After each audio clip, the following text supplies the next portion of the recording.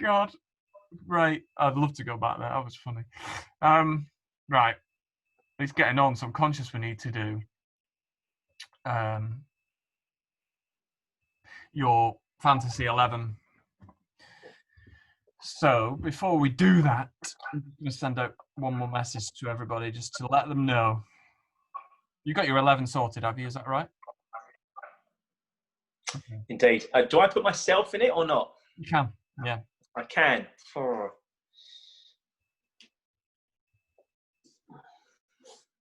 Are you changing the... Well, I put myself in it. Well, don't give it away. Oh. All right, sorry. But I really am denied about whether I should put myself in it or another player. And there's a player that I've left out, which I'm gutted I've left him out. And I was trying to work out a way of putting him in somehow, but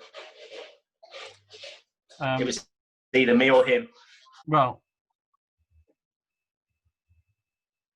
yeah. Oh, somebody's always going to be left out because we played. Let's face it, we played with some bloody great players, and you played for 12, 13 years. Yeah. Even people now, I'm starting to recall people like Slats. I know he wasn't, the fittest of guys, but he was a great player. I've literally just thought of now. Some of those people that I've not even thought about for this, but were very good players in their day. Right, I'm just thinking the best way to record it. I might write it on a board. Yeah, I've got the board here, I think.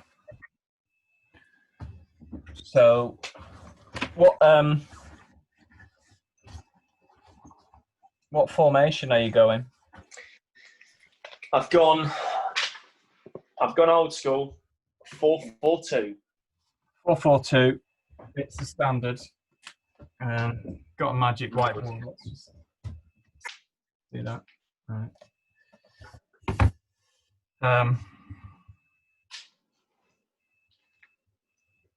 Ashdown, Weirside 11.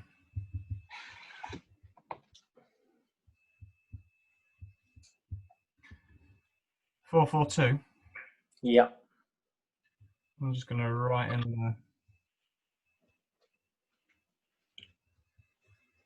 formation, and then we can go through it.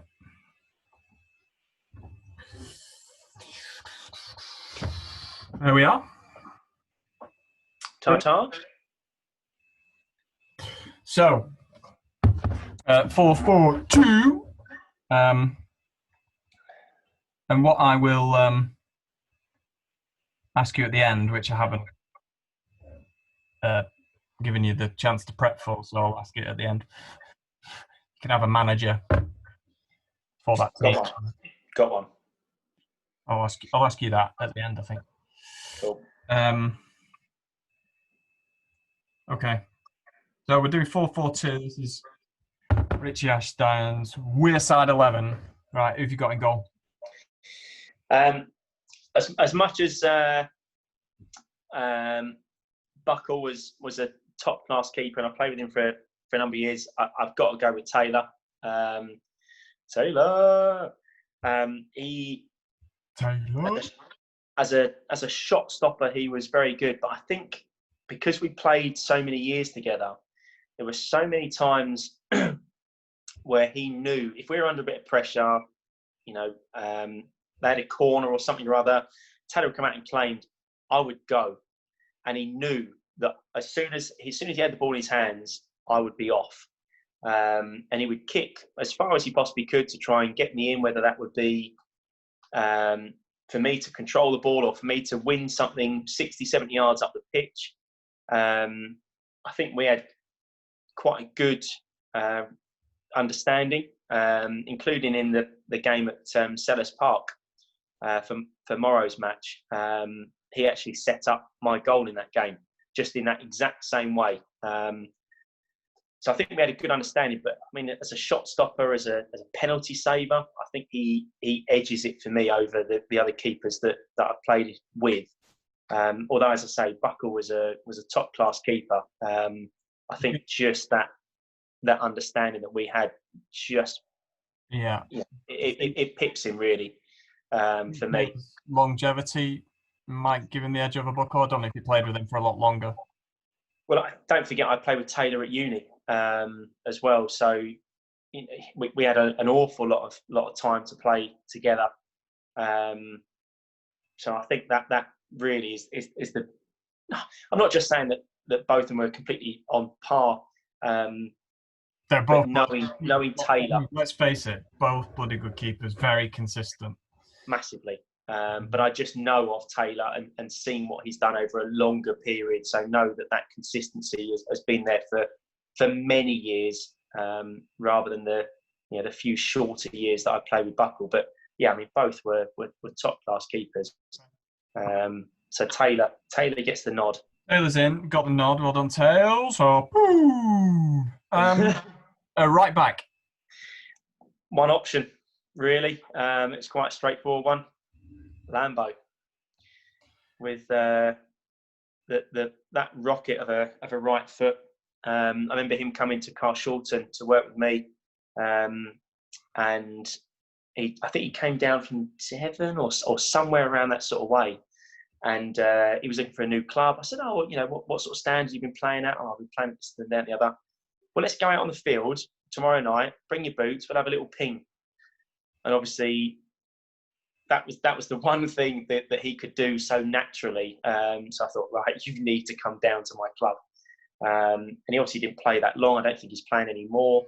But that rock the right boot was immense. And actually, I think we talk about his right foot a lot, about his ability to play those passes. But he read the game well. He was decent in the air for someone who wasn't that tall and carried a little bit. But his understanding of the game was also very, very good. So it was an easy choice at right back, to be honest. Yeah, I remember. Sorry. I remember the first game I played with him. I think was a pre-season game potentially, and he was playing right back, and he was phenomenal. Just like bombing on, like box to box, down that right side, putting great crosses in. I think he assisted 2 goals that day for me, and I was like, I am going to really enjoy playing with you. Yeah. He was just a phenomenal player. Yeah. I think someone like Luke Owen might have got a shout if he'd been able to play, because the one season that he played with us at right back, he was also very good, but he got a horrible injury and never featured again, which is a real shame. But I think he might have actually pushed Lambo a little bit. But Lambo just stands out. Again, in the short period of time that he was with the club, he wasn't actually with the club that many seasons, but he was class. Centre half then. I've got to mention Kieran. He doesn't make the cut, but I've got to mention him because he was a fan. I know. That's awkward. Oh, Kieran's just. I know. He's one of my best mates. He's such a great guy, and he's so committed. And I think the game that we played, certainly games at Bank of England, where they had a big centre forward, and Kieran had in his back pocket the entire game. He's always been someone I can depend upon. Same with Keiki. Do you remember Keiki? I always thought he was a very competent centre back. Could almost do everything. He could tackle, he could head, but he could bring the ball out. He could play decent passes.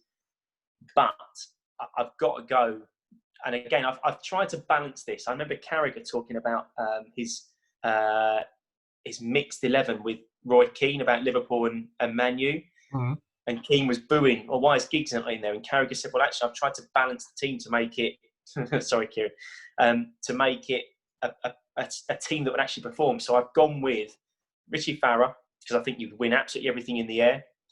He was commanding, and I've paired him with Jesse Roberts.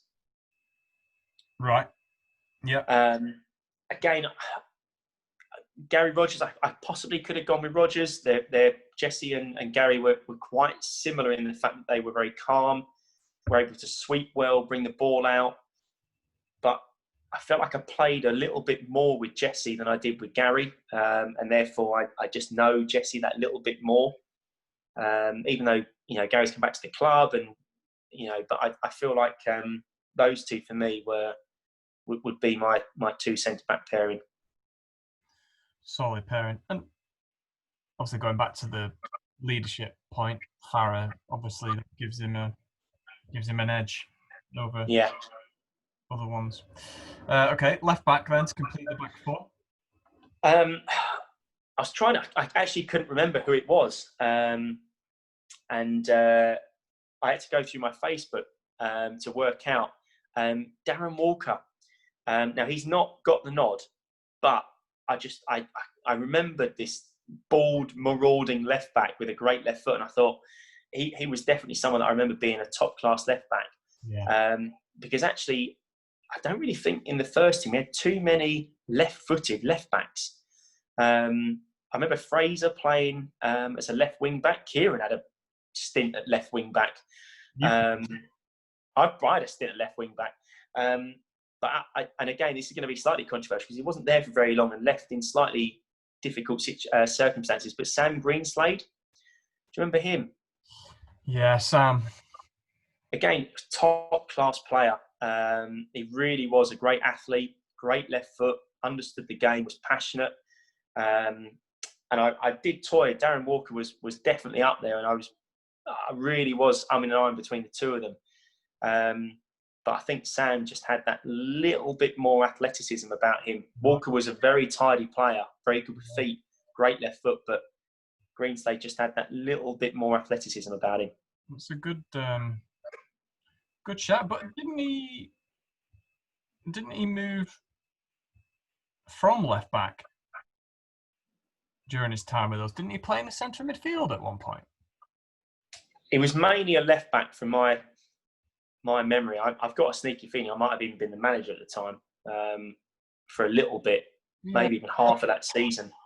I think he only played. I don't know. Did he play 2 seasons? I don't even think he played 2 seasons. I think he only played 1. Wow. And then went off to win the league. Yeah. With Lukey. Yeah. I don't know how much he played. I don't know either. I think actually, weirdly, I think Sam played more than Luke in that team. Well, Luke would have been injured, I imagine. Yeah.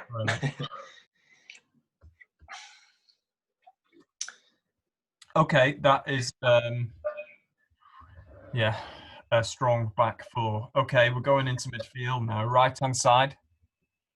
Again, this is where the slight controversy kicked in. I've picked Ollie Goodyear. I would probably say his best position really is in the 10 in a midfield 3. But I felt like he can also do a brilliant job at right mid. So I picked Ollie Goodyear, just a phenomenal player. Can't disagree.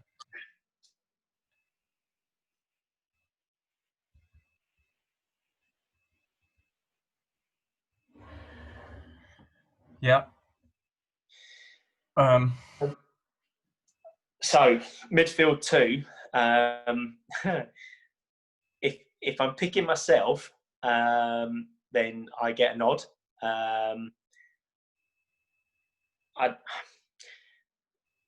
I mean, there's people that obviously I've missed out. We talked a lot about Billy Matheson. I think it's a central midfield player from my memories of Billy, more towards the latter stage of his career. But he was still so important.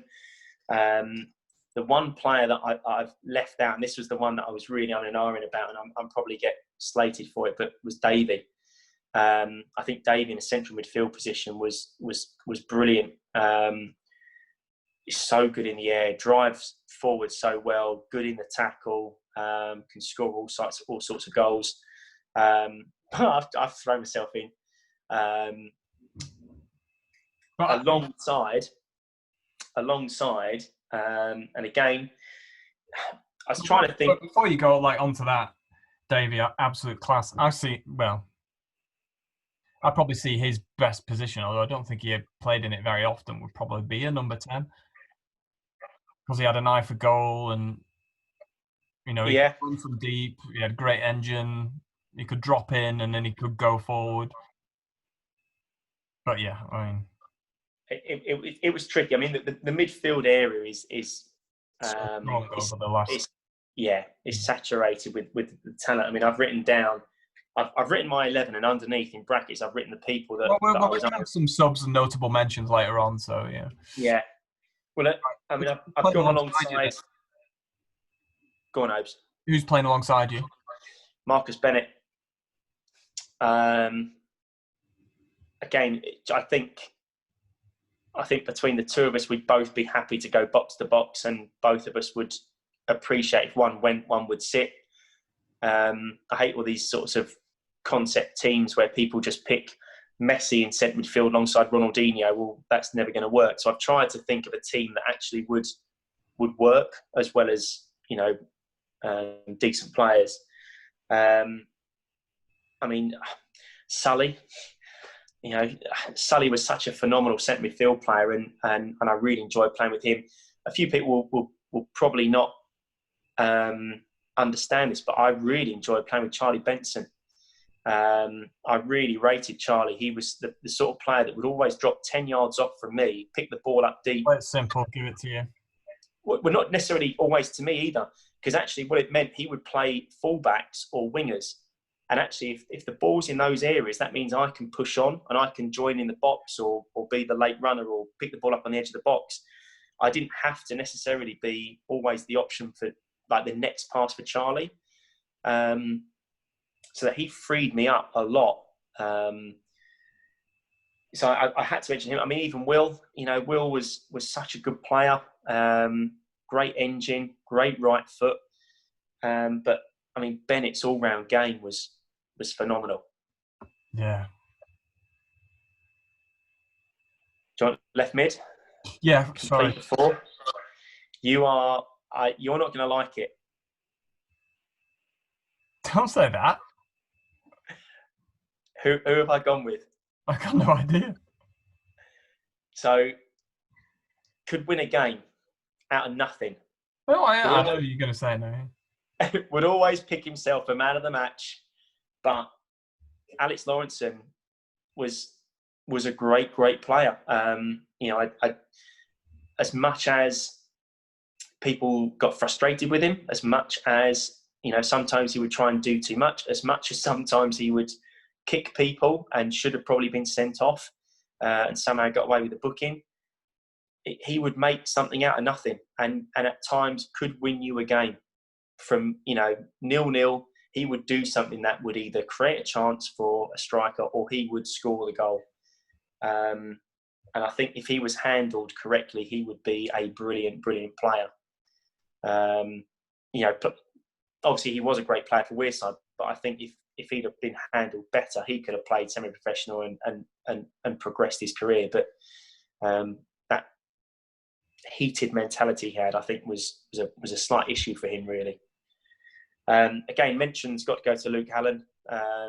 He was a very, very good player, but unfortunate with so many injuries. Injuries got to be sort of, I don't know. It'd be interesting maybe to have his views on it, but he missed so many games through his body not allowing him to play. Yeah. And if you think, you compare you and I, who would probably consider to be really lucky with injuries and been able to play most games against somebody like Luke, who really struggled to get fit and stay fit and injury free. It's a shame. Yeah. But again, he would have potentially been in amongst that side, but I think Lawrenson, just for consistency, being able to play, I think just gets that nod. Okay. Wow. Pretty decent midfield, that. Pretty decent midfield. Right, who's gonna? So again, this is where Davey not making it into the side was an issue. I was umming and ahhing, so I put Davey on the right and maybe Goodyear in the 10. Do I not put myself in the team? Luke Owen, not starting at right back. I really hope you've listened to my comments, Luke. Luke, rewind it and listen later on. You get a notable mention, mate, and it's great to see you on here, by the way. What a top player, and then you just deserted us. Helped sort out my stag do as well, by the way. So up top, I've gone with, I know he only played, a season and a half, but Morky, as much as I'd like to mention Badger and he was a great striker. The scissor kick that he scored away was an unbelievable goal, and obviously to set up mine in the final. But Morky was just so he's almost a bit like a Cantona. Like, he could do stuff that you wouldn't expect of him. He didn't look like he was trying, and then he would produce something unbelievable. The chip that he scored from about 35 yards in the game where your dad was managing, and Toby went nuts. Boys! Might have been Southgate Olympic, I don't know. Yeah, I mean, I think he scored a hat-trick, and the last one was a 35-yard chip. I mean, who scores a 35-yard chip? Morky. He was just... he was phenomenal. And I'm so gutted he didn't stick around at the club a little bit longer. Just such a nice chap as well. And then the other one again, Shard scored a lot of goals. He was very raw. In my opinion, he's a bit like a Torres. He's not technically brilliant, but scored a lot of goals. Like Torres. But got to go with you. As much as I love you, and you are one of my best mates, but at the same time, Hobie Yates, he scores goals. I think there was definitely a phase that you went through, probably when you were in and out of that first team, where your confidence dropped a little bit, and quite often you would probably have 5 or 6 chances. You definitely score one, and there'd be a few that we'd be thinking you should be putting that way, but you just score goals. And I think Morky would be the sort of player that would feed you, that would link up the play, that would score goals as well. But we always knew that you'd be in the right place at the right time to stick those chances in. So as much as people go, oh, it's because he's your mate, actually, if anyone's gonna put the ball in the back of the net, from the longevity point of view at Weirside, it was going to be you. Appreciate it, mate. Thank you. I absolutely loved playing up alongside Morky. Probably 2 seasons, wasn't it? Yeah, and again, it helped the fact that playing in that 3rd division, there were games that we were smashing teams 6-7-0, and it was easy. And that probably helped Morky look so elegant and so good. But he was, his first touch was class. It's different style of player than you'd see ever see, really. Yeah. In England. I don't know whether it was because it was from a different country. I don't know. It just seemed a lot different to anything we'd ever seen. Yeah. Really enjoyed playing with him for those couple of years, and we scored a lot of goals together. Wow, I mean that team is pretty special.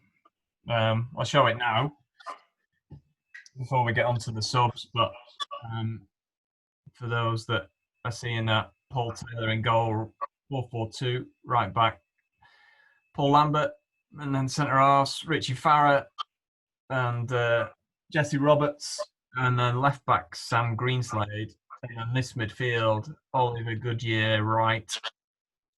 Rich Ashdown picking himself, which, I would support. Marcus Bennett, Alex Lawrenson on the left. And then up front, Morkey and OB. So you've got, I don't know, you've got some subs there that you want to put on. I'd definitely put in, if I have to put in a goalkeeper, but obviously most teams do, Buckle would certainly be my keeper. I would put Malarkey in there. I know, again, he's your mate, etc. But Malarkey was dependable. He loved to tackle. And I think he would be someone that would be able to play anywhere across that back four, and you'd be quite happy with him doing that. Or even in like a holding midfield position if you needed that. So I would back Malarkey. Well, he played every position more or less, I think. Yeah. Davey would have to go in there. He's only just missed the cut, so Davey would go in there.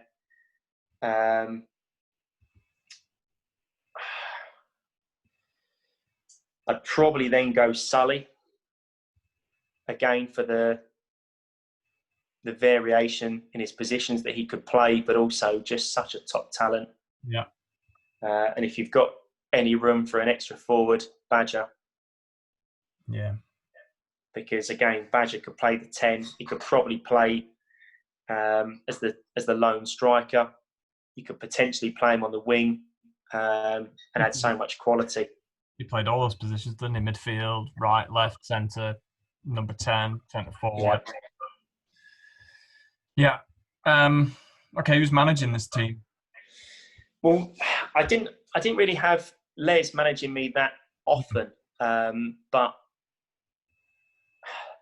for me, although Uric was very good with his tactics, obviously his substitutions and his in-play decisions might have been a little bit dodgy at times. As much as Stevie Mack, motivated, I remember him turning up and playing a game for us when we had too many injuries. He played I don't know if he played the whole game or played a half a game. And I've got a lot of time for Stevie Mack because he gave me the opportunity, to be honest, to play first team. But it was dropping down to the twos when I wasn't getting minutes in the ones, and Les and Riki as well. It's notable to mention Riki as well, but those two especially helped me gain the confidence, really. I ended up winning, I think, first team player of the season after spending time in the twos, because I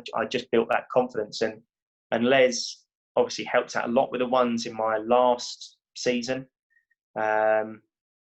So yeah, for me, it's Les, who I also call my second dad. We went out for when I was leaving. The month before I left, I went out for a drink with Les, and two ladies who were sat to our side in a pub said, "Oh, is this father and son do?" And I'm not sure whether they're trying to hit on Les or me or both or what. I don't know, but we nearly played it out. And actually, Les shares my dad's birthday as well, which makes it even more bizarre. But yeah, Les is such a great chap and a big motivator, and somebody that I really respect and look up to. So whatever Les asked me to do, it's the sort of thing that I would do, obviously outside of the showers. That's quality. Right. Let's show you then. Are you? Pen's not working there. It's like beer thread.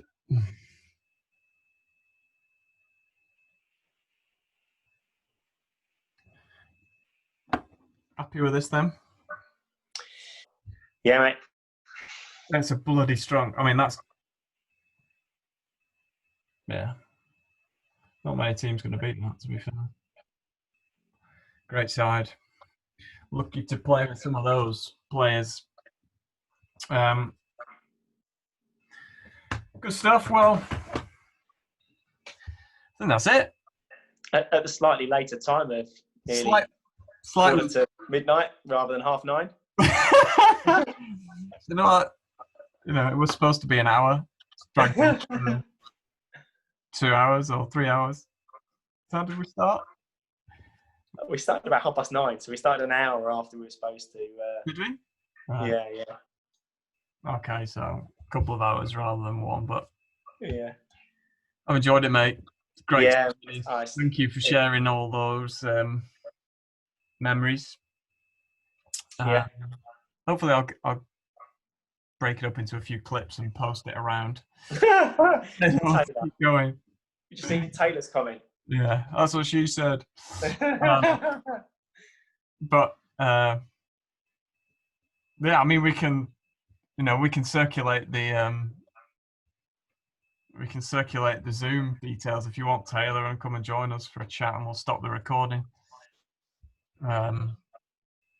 Yeah, but it's been good, mate. You've been an absolute legend of Weirside over the last 12, 13 years. Captain the ones, managed the ones.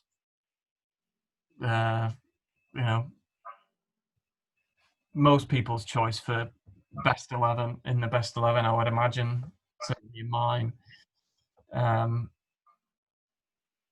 Just a massive contribution to the club over that time on and off the field. It's been a pleasure to play with you, mate. The club will always be in my heart. There's no denying. My daughter knows my favourite colour is orange. That's just as it is. Doesn't matter what clubs I play for now. I've played for Standard and Puckeridge, who play in red. I've played for Ware Sports, who play in blue. But yeah, my favourite colour is always going to remain orange. Yeah, I know what you mean. Right, okay, I'm going to stop the recording. But all right, buddy. Big love to you, and see you online. Cheers, boys. Oh, and anyone watching this who wants to, I don't know, maybe step up and enter the booth and have a conversation around their Weirside experience or what you've thought of it. Give us some feedback. It'd be good to get a little series of these. Maybe get some of the older guys on here. Les, I'm looking at you. Sinky. Yeah, it'd be good to have a chat. Get their views. Anyhow, from us too, thanks for watching.